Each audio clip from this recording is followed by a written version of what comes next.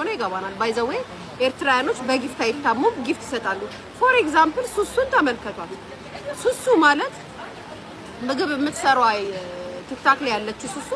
እንዴት እናንተ ግን ማለት የመጥፎነት ቅናት ሳይሆን የስሜት ቅናት በውስጣቸው ያድርም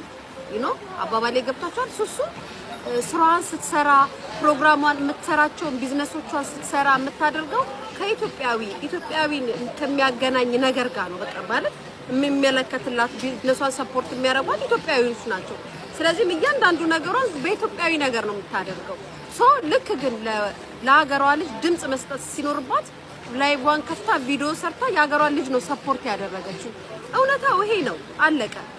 እውነታው ይሄ ነው ስለዚህ እናንተም ኢትዮጵያኖች ደግሞ እርግጠኛ ሆኜ የምናገረው ሰፖርት የምታረጉት የኤርትራያኖችን ጊፍት ለመለቃቀም ፈልጋችሁ ነው እንጂ ኢትዮጵያዊነታችሁን ክዳችሁ አይደለም ስለዚህ ይሄ እስከመቼ እንደዚህ አይነት ሰፍሳፋና ስግብግብ ትሆናላችሁ እንዴት ሞይ ስሜታዊ የሆነ ነገር ከሌሎቹ እንኳን አትማሩ እኔ ባይዘው ሱሱ የምትባለው ልጅ በጣም ነው ፕራውድ ያደረኳት ሌሎቻችሁ እየተሳደባችሁ ነው ትክክል እኮ ነው ከሀገሯ በላይ ኢትዮጵያዊ ልትሆኑ አትችሉም ቢዝነስ ያገናኛችሁ በቢዝነስ ልትጠቀምባችሁ ይችላል ከሀገሬ በላይ ግን ልትሆኑ አትችሉም ስለዚህ እውነቷን ኢትዮጵያዊ ሀገሯን ሰፖርት ማድረግ ድረስ ኢትዮጵያዊን ሰፖርት ልታረግልሽ ነበር እንዴ ኤርትራዊ እኮ ናት አይ ፍሮም ኤርትራዊ ነው የምትለው እንጂ ፍሮም ኢትዮጵያዊ አይደለም የምትልሽ